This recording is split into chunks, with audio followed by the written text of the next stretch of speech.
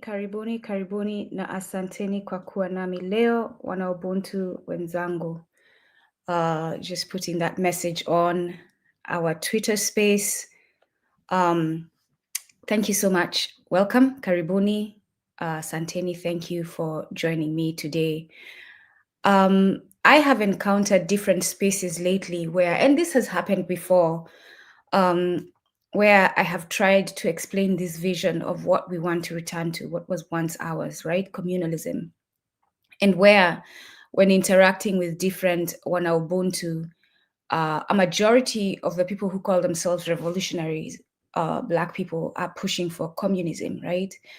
And going through recent readings, past readings, I actually was reading Malcolm, and he was anti-communism, and maybe that's something we'll cover at another time, Malcolm and communism, specifically sharing Malcolm's views and making arguments based on them. So, and I have been accused also of wanting things to be my way. Nduko, this is not your way. This is not the Nduko show.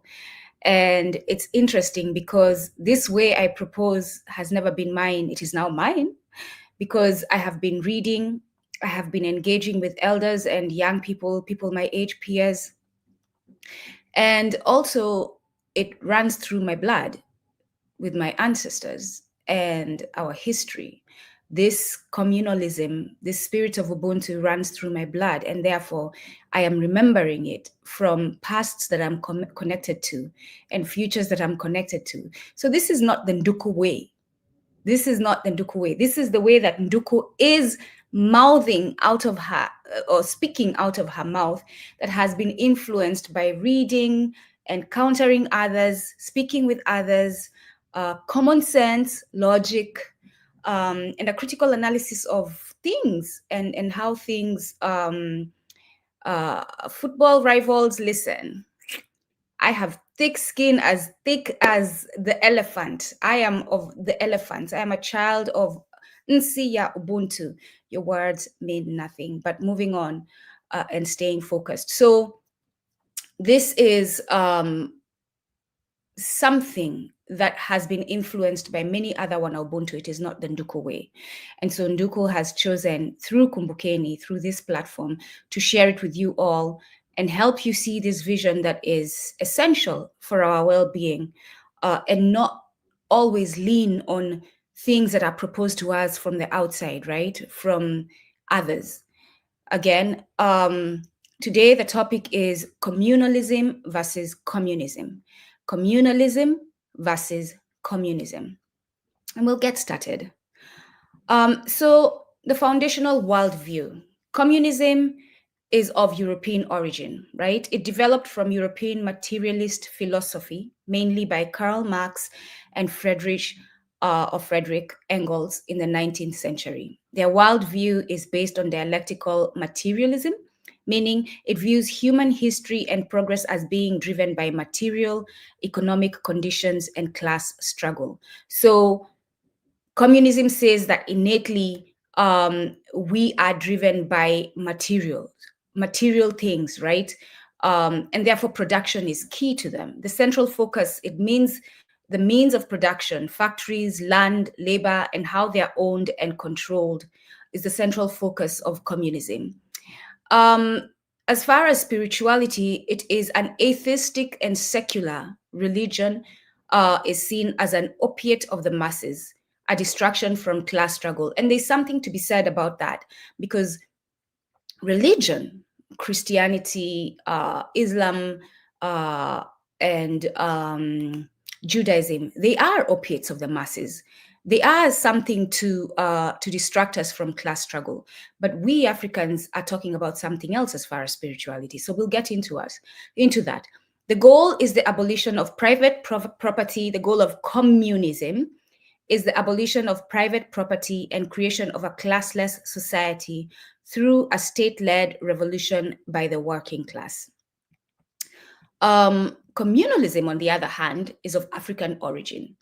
Ancient African societies, such as those of the Akan, the Yoruba, the Kikuyu, the Shona, the Igbo, the Congo, the Bakongo, and many others, introduced or practiced communalism long before colonization, right?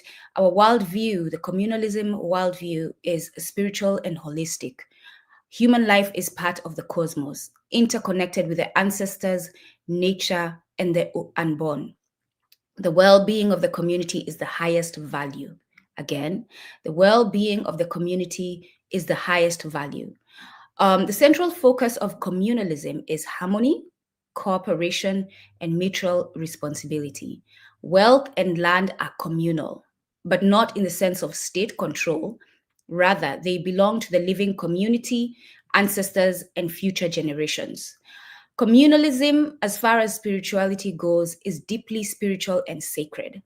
Communalism is inseparable from African spirituality. Wealth and leadership are moral and spiritual duties. So there's no difference between church, as they say it in capitalism and capitalist world, church and state. There's no such thing as far as communalism goes. Everything is connected. Spirituality is a part of economics, it's a part of politics, it's a part of our daily lives. And then the goal of communalism is maintenance of balance between individuals, community, nature, and the spiritual world. As far as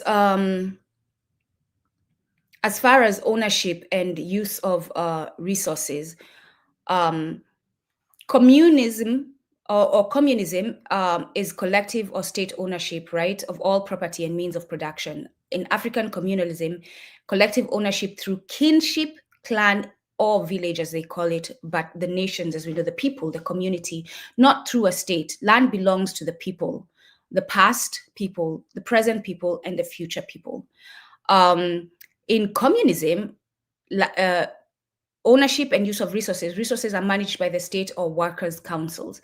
In communalism, they're managed by elders or councils who act as custodians for the community and nature, and they never act without the community's consent.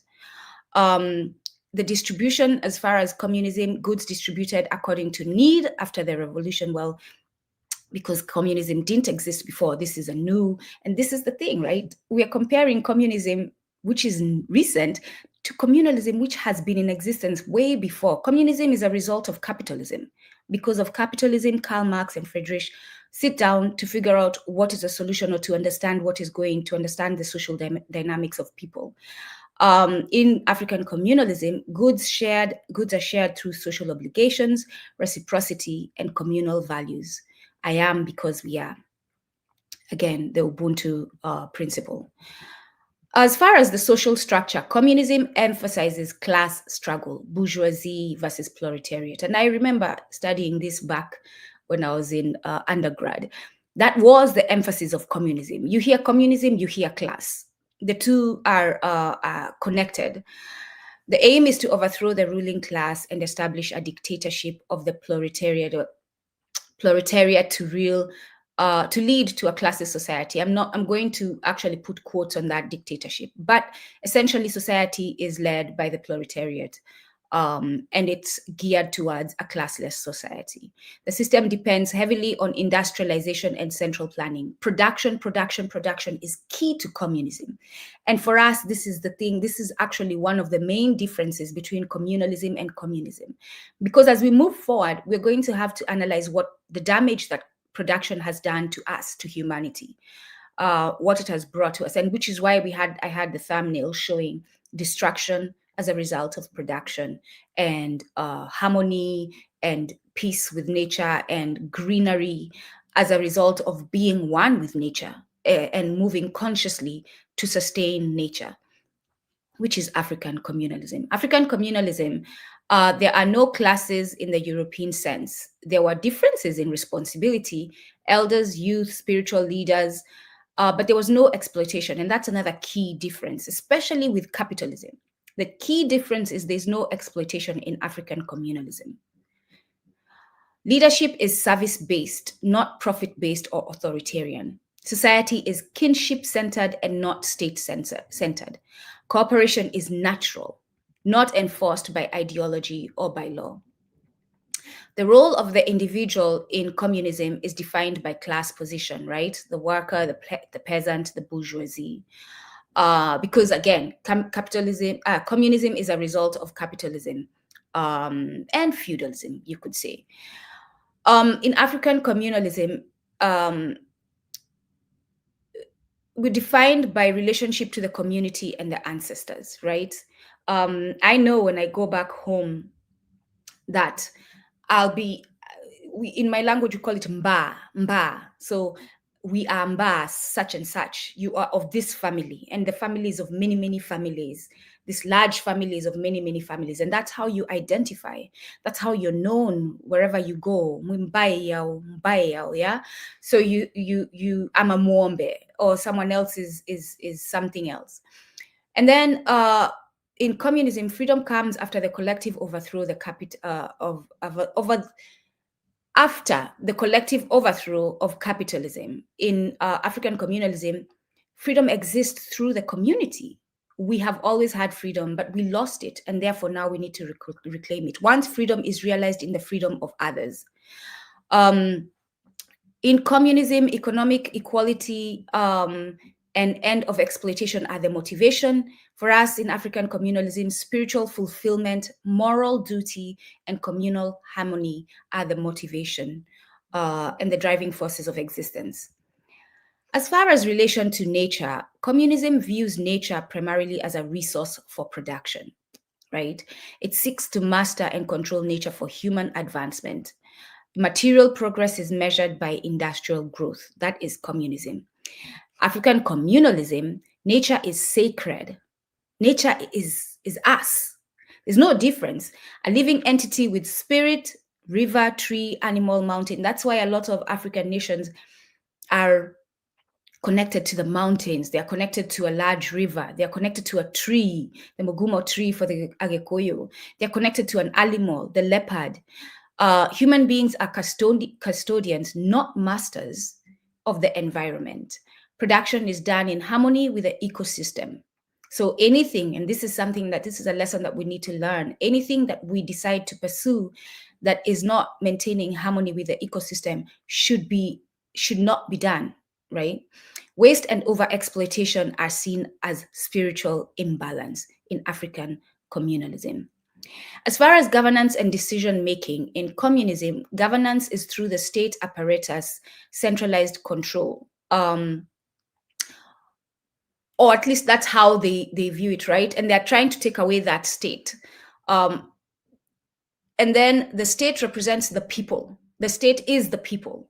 It's not a different entity of elites that are running the state. No, the state is the people, but historically becomes bureaucratic and authoritarian, for example, the Soviet Union and China. So I say, multiple times I say, there's no nation that has ever practiced communism, just as there's no nation that has ever practiced democracy, because we've never realized, there's never been communism in reality, as far as how it is defined by Karl Marx. Decision-making is top-down, guided by party ideology. So in African communalism, and that is communism as it has been practiced so far. As far as African communalism, governance is through consensus.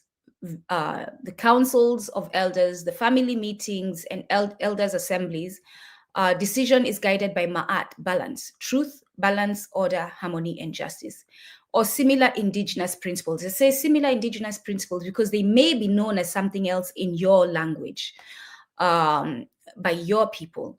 Everyone has a voice, men, women, elders, youth. So there's no this thing, and according to social roles, there's no such thing as men are more important than women in African communalism. There's no such thing as men are more important than men, or children are less important, or elders are less important. Everyone is of value in African communalism.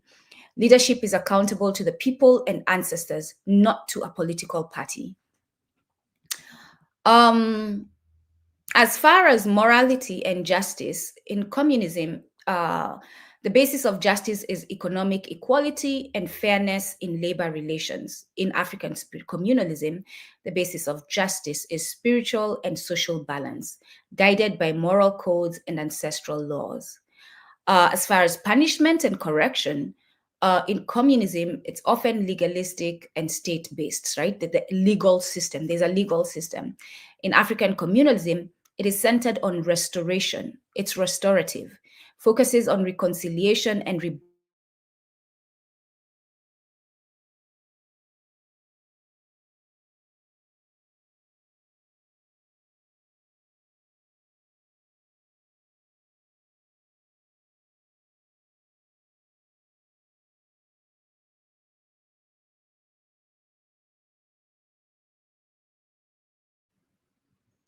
Sorry about that. My internet is acting up. So I was at as far punishment and correction and African communalism. So as far as punishment and correction, African communalism is restorative. It focuses on reconciliation and rebalancing relationships, unless it's really dire, as you've seen in many of our ancestors' writings, unless it's really dire. And I'm reminded of Things Fall Apart, when the man, I think there was a man who had killed someone in the community, and he's tied up with the body of the person he had killed, and that's his restoration, right? And then in communism, as far as ethics, the ethics rooted in material and social conditions. As far as and when we come to African communalism, our ethics is rooted in spiritual and cosmic order. When it comes to economic activity, communism is organized industrially, prioritizes production for collective need. Again, production, production, production. I hear communism, production, right? And agriculture becomes collectivized under state plans. Market systems are abolished or heavily regulated. Innovation is material and technological.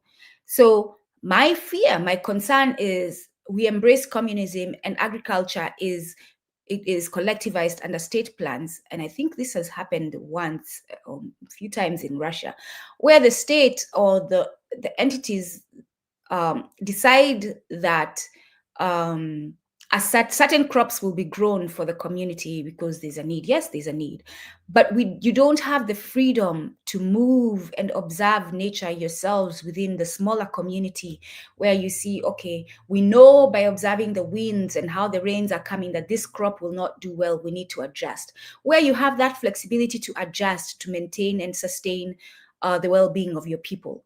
That is the strength of African communalism as opposed to communism when it comes to agriculture. In communism, market systems are abolished or heavily regulated. And then innovation is material and technological. In African communalism, we're organized organically, right? Prioritizes subsistence, sustainability, and interdependence. Agriculture is sacred, tied to the earth and ancestral blessings. You have to honor the earth that is giving you the food. You don't separate yourself from the earth that is going to give you the food. You don't just till and overtill the earth, wanting your food and not observe the harm you're doing to the earth. That is African communalism. And this is the spiritual nature of African communalism. You pay attention to the earth to make sure that it is always happy, I'm putting in quotes, in order for it to give you healthy food. Healthy food, not just in how it looks, but also the energy that the earth gives the food. And then trade and barter exist, but not for exploitation. Exchange sustains social relationships. I always bring up this fact that even today when I'm at home, and let's say, for example, we've run out of something, it is too late in the day to go to the shops, and our neighbor has something else, or even without running out of something, our neighbor needs a male goat to go and I'll say fertilize its female goats, to mate. I'll say to mate with its female goats. We have a male goat. They have something else that we need, or they'll come with something else that is equal to the value of that male goat mating with their female goats, and that will be the exchange, and both of us are happy. That is African communalism. Innovation is social and spiritual. How to live harmoniously, not just how to produce more. Innovation is centered in living harmoniously. It is not centered in just production without caring what production is doing to the community. The spiritual foundation of communism is materialistic and anti-religious. So there's no spiritual, like communism is not connected to spirituality. It is devoid of spirituality. And as an African, that should be the one thing that makes you walk away from communism, honestly, because you are a spiritual being innately. And as long as you live without acknowledging your spiritual side, you will always be incomplete because you are naturally a spiritual being. Communism sees spirituality as an illusion that prevents revolutionary consciousness.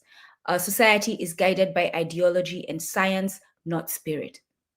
When it comes to African communalism, it is deeply spiritual and rooted in African cosmology. The ancestors, divine forces, and nature are all part of governance and daily life. Morality, leadership, and economic activities are sacred responsibilities. There is no separation between spirituality, politics, and economics. All are unified under the spiritual order of life. Again, summary. Communism originated in the 19th century in Europe through Karl Marx and Friedrich Engels. African communalism is pre-colonial. It's pre-colonial and thousands of years old. Communism, its core idea is to abolish class through collective ownership of production. African's communalism's core idea is to live harmoniously in shared responsibility and interdependence. Communism's spiritual base is non-existent. It is atheistic and materialist. African spirituality is very spiritual and ancestral. We are connected to our ancestors and future generations. Communism's economic model is centralized, industrial, and state managed, and or managed by the proletariat. African communalism is decentralized, it's agrarian, and it's community managed. Leadership in communism is party or state, and this is how it's existed, right? Which is why I say Karl Marx's vision of communism has never been realized. African communalism is a council of elders and community consensus. Communism is classless, very much focused on anti-class. It's stateless society. The state, again, this idea of state is run by the people. It's not a different elite because it's classless that runs state. No, it's the people. African communalism is balanced, spiritually aligned, and centered on community. African philosophical expressions of communalism, we have Ubuntu. I am because we are, and since we are, therefore I am, right? So everything you do, you keep in consideration your community and the well-being of your community, and you reflect, and if something is going to bring harm to your community, you do not do it. We have Ujamaa. This is another way that we have encountered. We have seen it. We have seen the evidence of African communalism. Ujamaa is basically communalism in Ubuntu, Kiswahili. This was coined by Julius Nyerere, the word, not the practice, the word. And it's a modern reinterpretation of traditional African communalism, familyhood, collective work, and shared wealth. Ma'at is another way it's represented, truth, balance, and justice as guiding principles of society. And then you have the Ifa and Akan philosophy, emphasizing balance, reciprocity, and the interconnectedness of all things. So to wrap up, communism tries to engineer equality through the state and ideology. Communalism lives equality through spirituality, kinship, and moral duty. Communalism is not an economic system alone. It is a way of being. It is indigenous socialism without atheism. It is the indigenous interaction, I'll say, to take away that word. Interaction without atheism, collectivism without struggle, class struggle, economy without greed, and leadership without tyranny, or tyranny, however you pronounce it. African communalism is therefore a spiritually guided social order, not a reaction to capitalism, but a natural expression of African humanism that existed way, way before the isms. I hope this gives clarity. I do not see questions.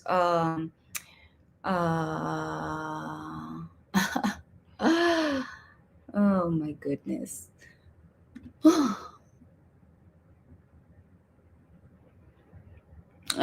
Let's see. All right, if there are questions that can be answered. Let's see. And thank you all for your support. Our community continues to grow. Community Kumbukeni here. I thank you all for the support. I thank you all for always tuning in and commenting, sharing your thoughts, even after the broadcasts. For those of you who come and share your thoughts. For the trolls, keep trolling. Again, leopard skin, elephant skin.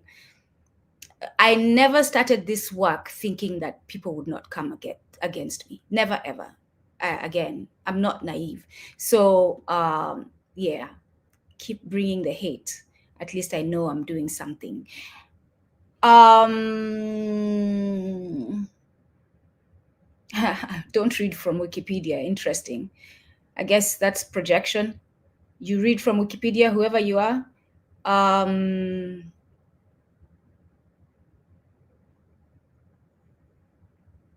What is the name of the text? It is from different texts. It's not just one text. And again, like I said, the knowledge I share is not just one text. It's multiple texts that I have read. I recently read something by oh God, if I might butcher the name. Cheloane, I think is the name. Let me see if I can get that. That's a great book. Kito Sheloane. Let me see what the book is called.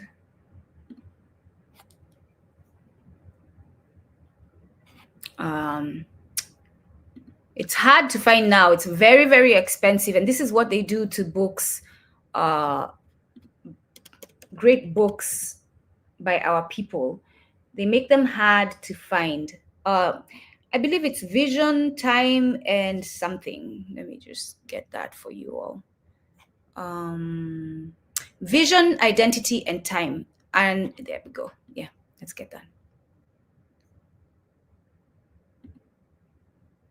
Yeah, the book is Vision, Identity, and Time, the Afrocentric Paradigm and the Study of the Past. I think I had mentioned it. I don't know which book you're referring to. And then Asante, Lindo, Kulekumalo. Thank you.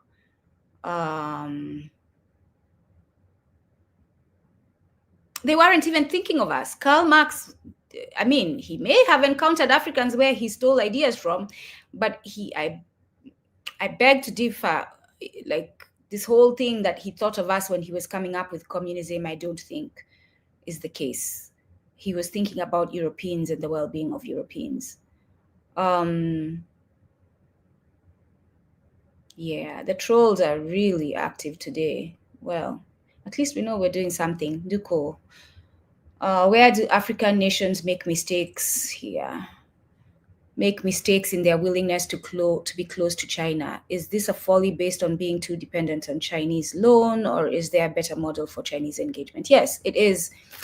It is, as you call it, a folly based on being too dependent on Chinese loans. And it's also evidence of a lack of, I mean, there's selfishness and greed involved in it too, and lack of morals. Like, let's just be real. These individuals do not have morals. They're not putting everything I read about African communalism, they don't practice, right? They're not driven by the well-being of their people, balance of nature. Ruto is busy selling land. Museveni is doing all kinds of crazy things. This woman, Samia, they're not led by what I just read in the last 30 minutes, African communalism. They are read by whatever they have been infected with from Western culture, from foreign culture, because Samia practices Islam, I believe.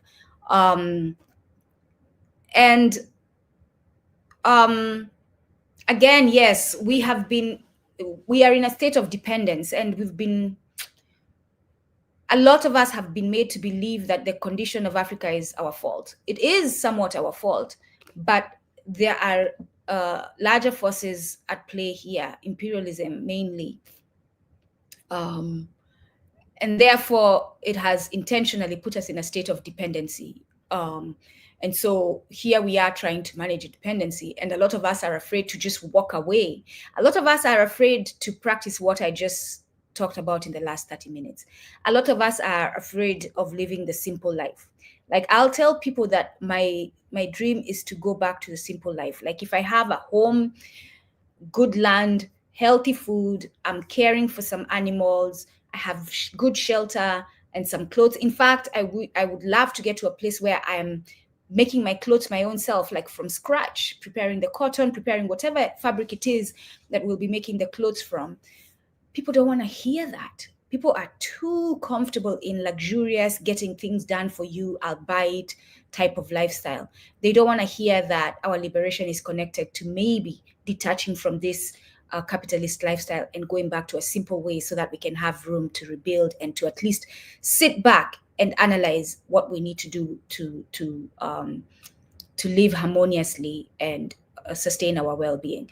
So yes, it's a dependency on China. I have said before, China is not the liberation of Africa. We should not be deceived.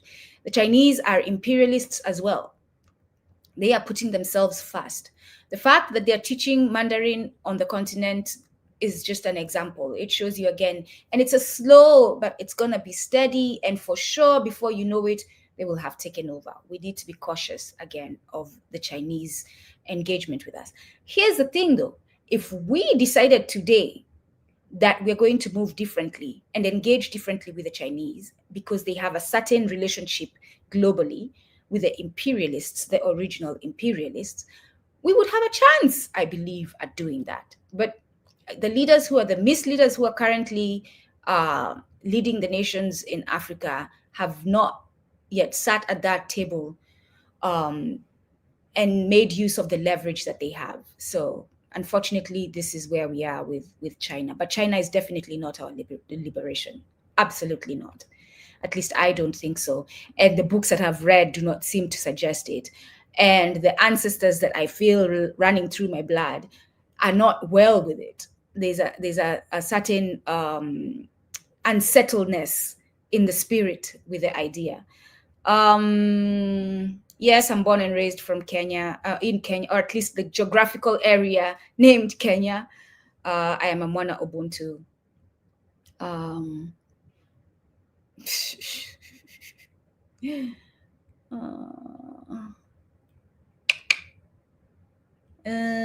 Truth be told, I mean,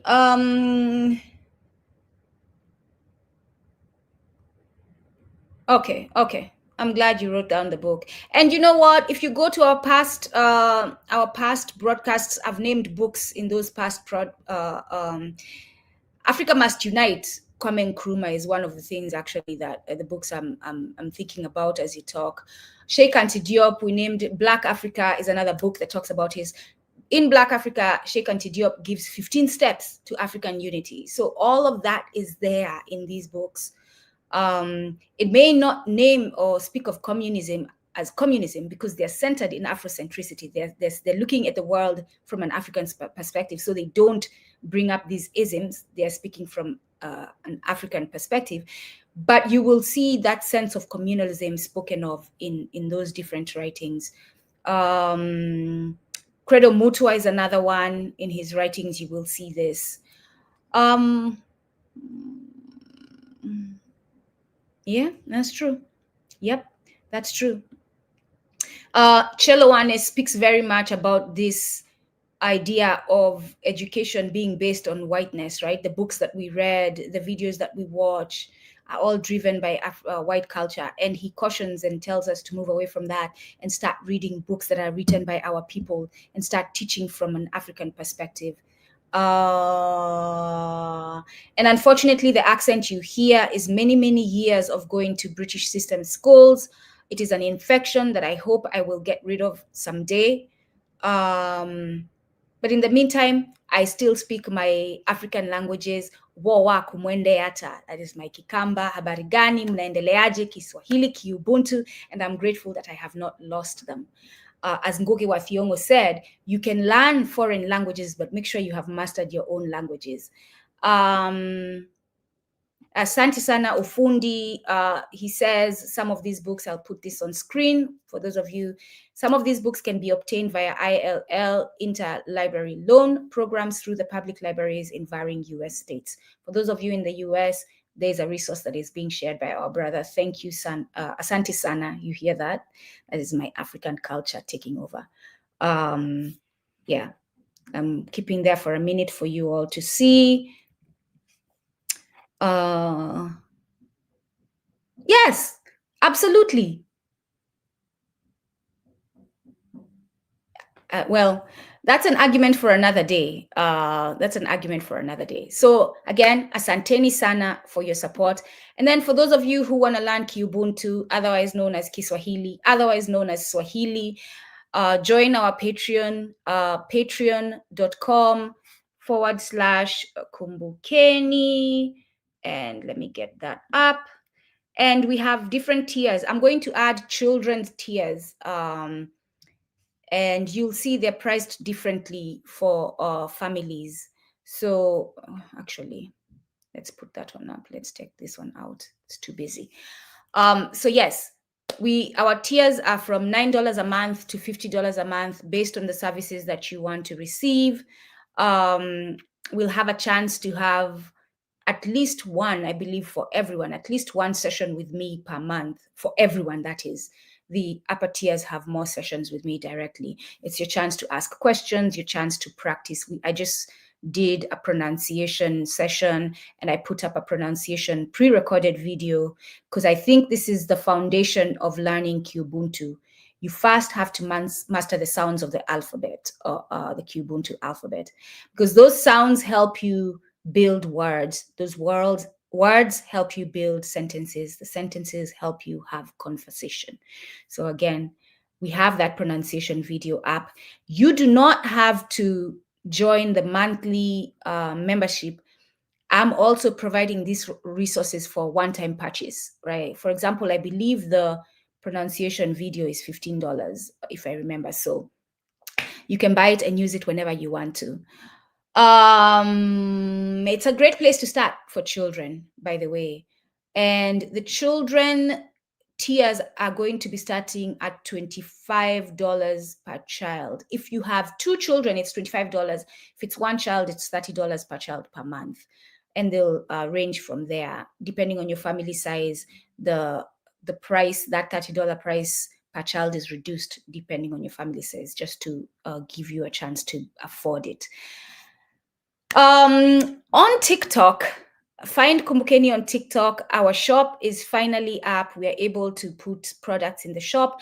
Yes, that is capitalism, but we are in a capitalist world and we need to build towards an African communalism world. While we're doing that, we need to pay our bills because the bills are not going anywhere as we continue to liberate ourselves. They're still here. And in order for us to do this work, we need to survive. So I am being very intentional about the products I'm placing in that shop. I'm supporting Black businesses. I just got a tea from a Black business. I'm going to do a video about that tea. There's the oil I use there, the vitamin E oil I use for my face, just vitamin E oil. I don't do too much with the face because it's healing. I remember growing up, my mom used to take the vitamin E capsules, break them if we had a wound, like if you had a burn, and put it on it. So it heals the skin. I have a couple of blenders. I'm a big proponent of smoothies because I work out. They're healthy. And I think we have a juicer. For those of you who juice, this is something that we do in our community. Those of you who want to focus mainly on eating raw foods, the juicer is there. So yes, I'm being more intentional about the products I'm placing there. But if you'd like to support this work and you want to give money while still benefiting, people are asking, okay, if I give you money, what am I getting in return? Okay, so do your shopping, your Christmas shopping on Kumbukeni's TikTok shop. There you go. So you get your product, but you still help Kumbukeni because we get a percentage of what you purchase in our shop. So asanteni sana, again, TikTok, Kumbukeni, support that. And I will do more lives in that space where we actually come together as a community. That is actually, let me hear from supporters, our regular supporters. What do you want to hear me talk about in on the TikTok live? Do you want us to have this conversation there? Communism and communalism versus communism. Do you want us to go there and have this conversation? The live allows me to bring people on stage to share in the conversation, and therefore it's not just me talking, it's a community conversation. So let me know what your thoughts are on that. You can let me know on TikTok. You can send me messages there. You can send me messages here on YouTube. You can send Kumbukeni messages here on YouTube. You can send me messages on Instagram. You can send me messages through our email at Kumbukeni1. Put that up, Kumbukeni1@gmail.com. There you go. Yeah. So you can send your emails there, thoughts, ideas, what else you want to see on Kumbukeni, what discussions you want us to have, what has been bugging you, what are you stressed about? Because that's something else I'm thinking about, having spaces for both men and women where we can have some therapy, right? Because a lot of us cannot afford therapy. But this will be not a public space.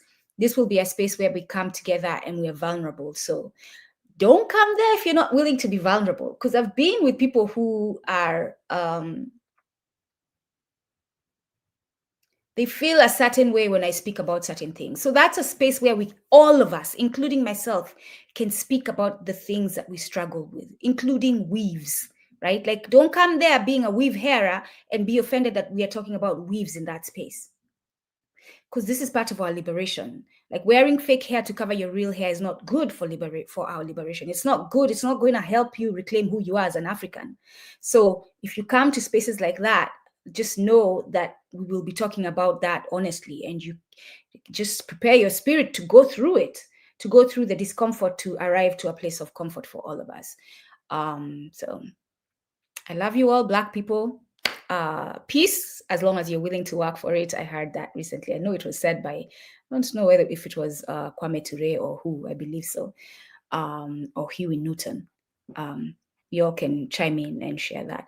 But yes, there's something to be said about that, saying peace and then adding that, as long as you're willing to work for it. Yes, I wish you peace, but don't be sitting on your couch just chilling and continuing to support this system and not doing anything about our liberation. And doing something about our liberation is a wide range of things. I met a sister this weekend and I asked her if she was involved in the work, and she was hesitant to think, but I knew that she was homeschooling her children. And I said to her, that is the work. You homeschooling your children is the work. You cooking natural foods and moving away from McDonald's is the work. You sending money to an African community that is building is the work. You reading and decolonizing your mind is the work. The work shows up in many, many ways. You taking off your weave and putting on your natural hair, taking off the fake nails and these are some of the easiest ones, right? Taking off the fake nails and leaving your natural nails is part of the works, because I am beautiful naturally. I do not need to cover my nails for me to feel beautiful. I do not need to cover my hair for me to feel beautiful. I might change how I manage it so that it's more manageable in the lifestyle that we live, right? I do not need to show you my cleavage so that you are attracted to me, or so that I can, no, just the way we think about ourselves has to change, y'all. All right, now I'm rambling. Have a nice day. Siku njema, kila laheri, be well. Nduku, asante sana ufundi. Asante. You know what? I don't even care if you congratulate me. If I hear us all talking about WanaUbuntu, I'll be a happy spirit. I'm not even kidding. Like, if I go to spaces and everyone is saying WanaUbuntu, I don't even care if you say Credo Mutua coined it. I don't care if you say so-and-so coined it, as long as you're all using it. So be blessed, be well. Look forward to seeing you all in the streets. Again, check out my Instagram for those of you who are within the New York area. We're going to be gathering this weekend. Show up. Let's have these conversations face to face. Kila laheri. Kwaherini.